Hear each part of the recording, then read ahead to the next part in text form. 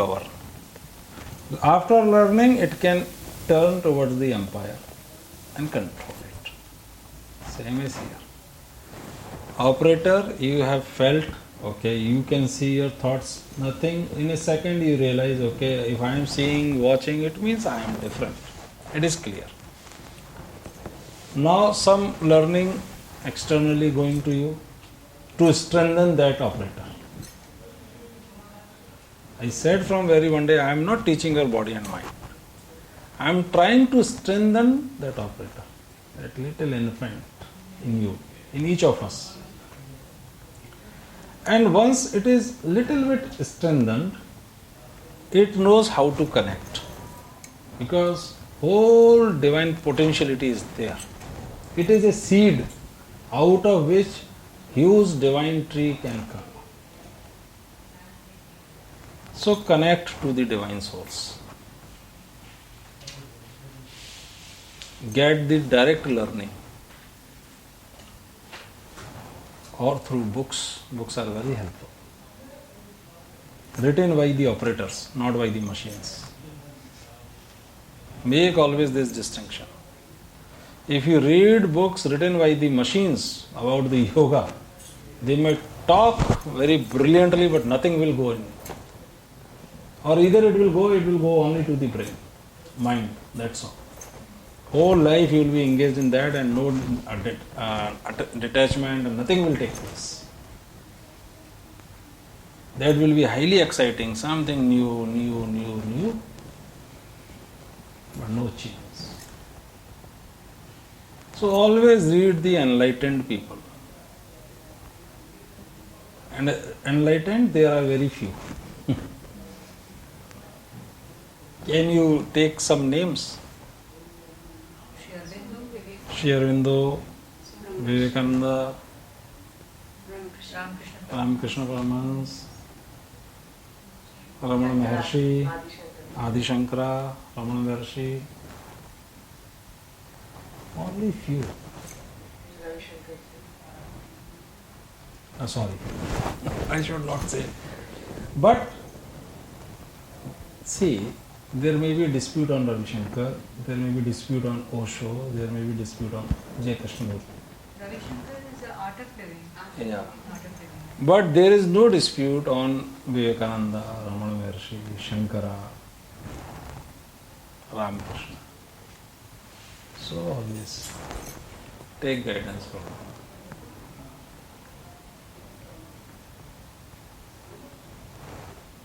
Very modestly I am saying. Because you may see, gurus are there and we have faith in the guru. Take the example of Sri Ravi Shankar. He is a great guru. But there are stages of enlightenment. In the process of developing the operator, there will come a time in this life or next life, you will also act as such big gurus. But final enlightenment is still far away. That when that will take place, no, your words will become testimony. Aptavakya. So if such things are available, such sources are available, it is safer. This is what we say. And again, first separate operator. Let the operator decide. If it feels this is the right one, not the body and mind. If operator, let first strengthen it, make it sufficiently ripe to at least recognize the guru. Recognizing guru is not easy. Normally body mind recognizes what it suits to.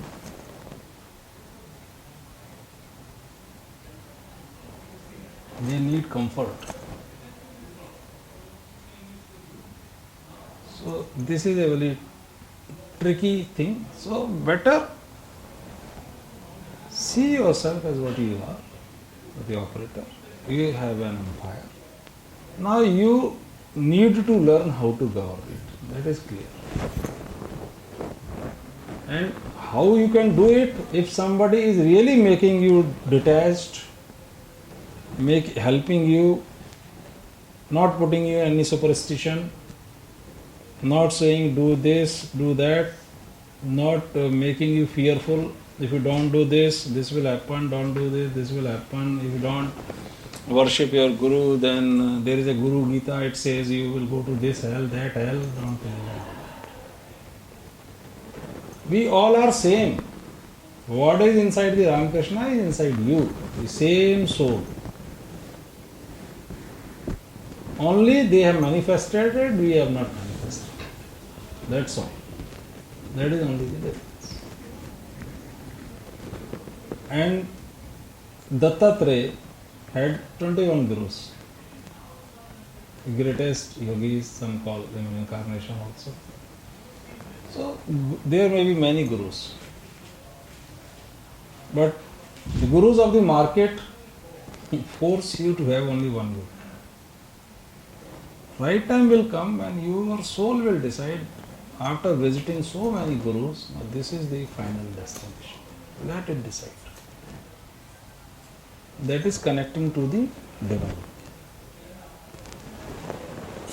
But make your soul little more grown up. Let not body and mind choose guru for you. They will never. It is just like that infant child is there and the empire is there. There are the vice presidents and all. They know that boss has gone away. Now the only child is left. So they will be looting the empire. And if you give them the responsibility of training you, will they train you? No.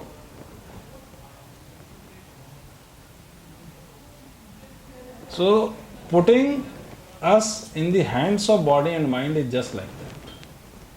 Putting the operator in the hands of body and mind is what is happening everywhere. Operator is in the hand of the body and mind. And it is said that body and mind is teaching the operator. This is also a philosophy. When you listen, they are giving jolts so you can wake up. This is true to an extent. The process is very slow. Lives and lives will go on. So you have to wake up and take the charge. Otherwise, lives over lives will go on in the suffering. So process is non-attachment. And practice of non-attachment. In 1 minute what you did in the meditation, you practiced non-attachment. You saw the thought is there, you saw the thought is not there. See, non-attachment doesn't mean the lack of affection, lack of love, which is normally interpreted. It is not non-attachment.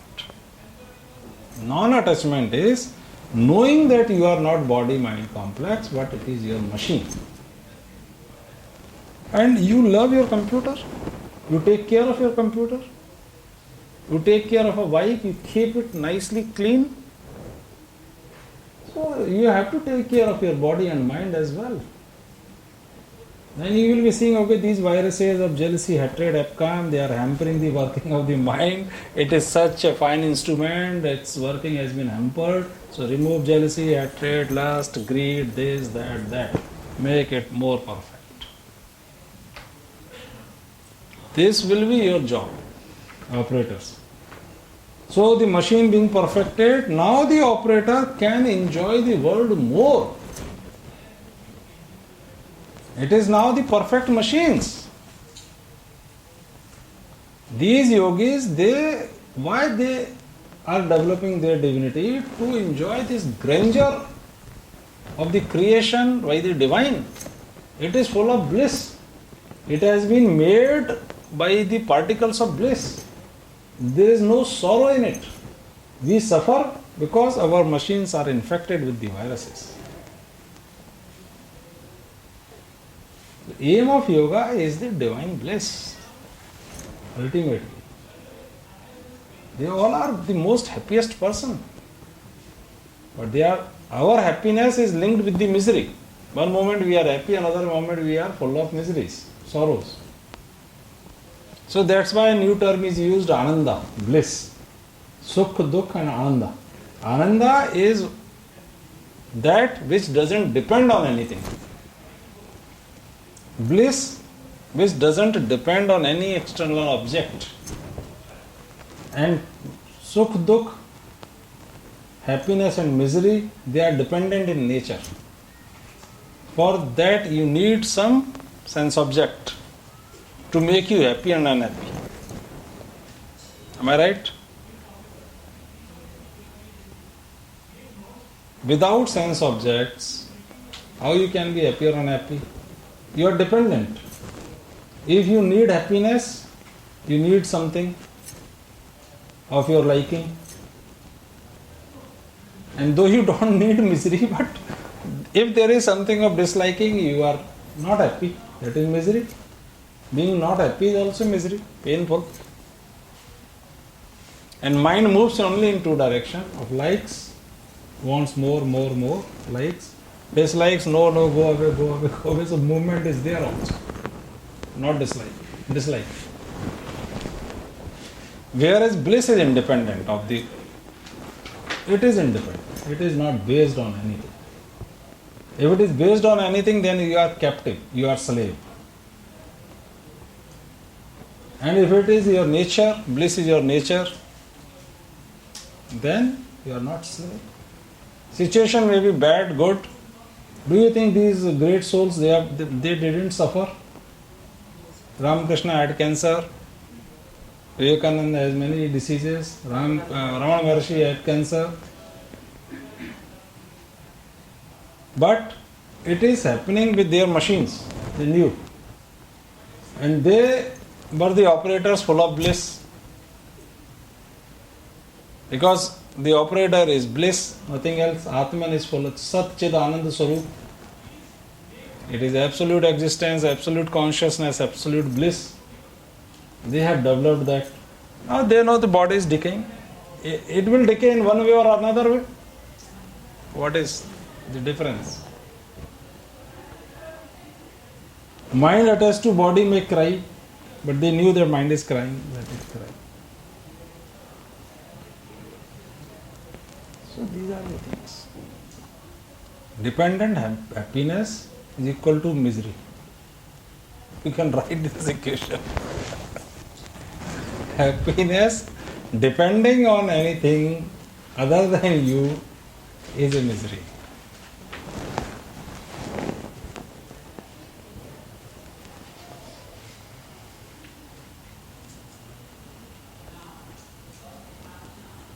Even one, I gave you one more bold statement. Depending for happiness, even on your body and mind, is also misery. They are also external objects. When you take the position of soul, the operator, then this body and mind also become the external object. This is the detachment. This is non-attachment. It doesn't mean you will not be using car.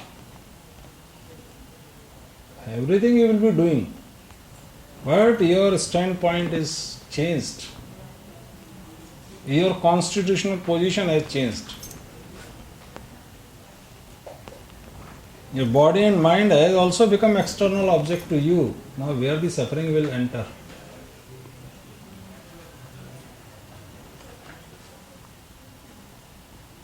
This much awareness when takes place and constant practice of that. In a day it cannot happen. It may take lifetime. It may take 2 lives, 3 lives, but not more than that.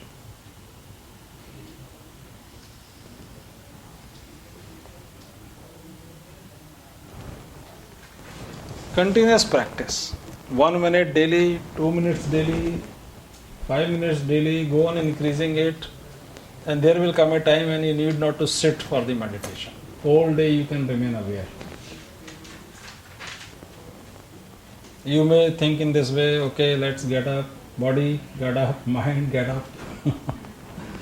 Okay, body, I'm taking you to the mall. I'm taking a mind, get ready. Very lazy, very reluctant to go there. Come up, come on. I'm going to take you to the Patanjali Yoga Sutra classes. Why you are so reluctant? Mind will say, because it is destroying me. it is it is destroying my authority over you. Okay, let it destroy you and your authority. It is giving me my authority. So let me go there. In that way, playing with the body and mind, controlling it. It's a machine. Machine, if suppose machine term is not suitable, then think that it's your horse. You are riding on it. You are riding, you have to ride it, on it. Initially you were put on it with the ropes tied on you. Slowly you have loosened the ropes, got up and started driving the horse. So the horse will suddenly feel, what has happened this? Earlier I used to go wherever I wanted to go. That boy that boy was tied to me. Now the boy is controlling the tides. What is this? From where he has learned all this? This is nonsense. Let him sleep again. So that is how the mind will revolt, I tell you.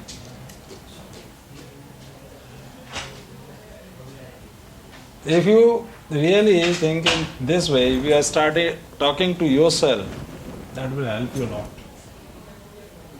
Take it as a tool.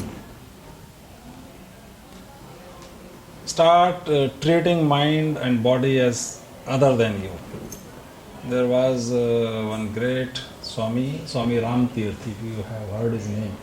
He was contemporary to Swami Vivekananda.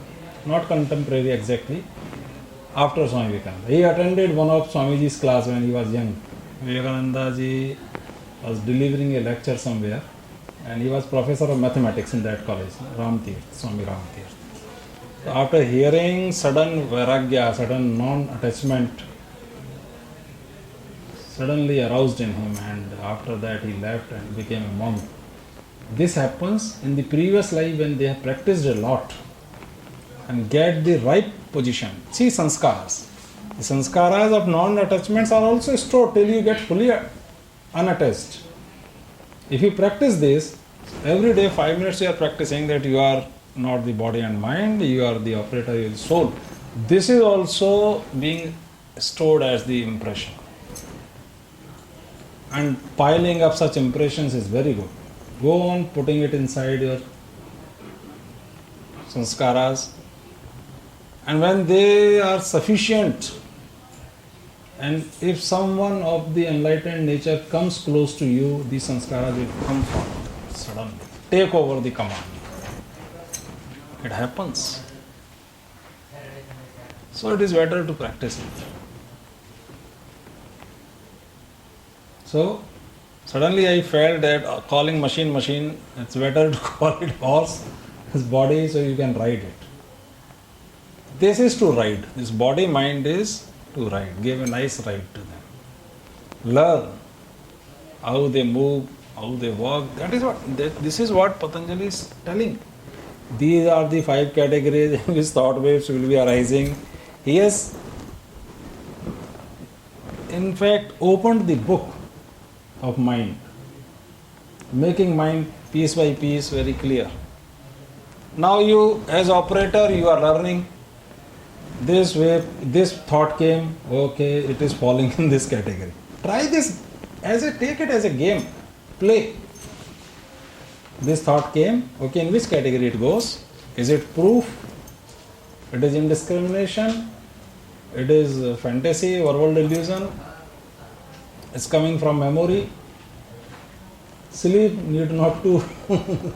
You will be sleeping and knowing that you are sleeping. You want any break? So, I have 5 minutes break. Okay. In fact, it came to my mind, but somehow I extended. Let's go. Let's see. This is in fact the capability enhancement.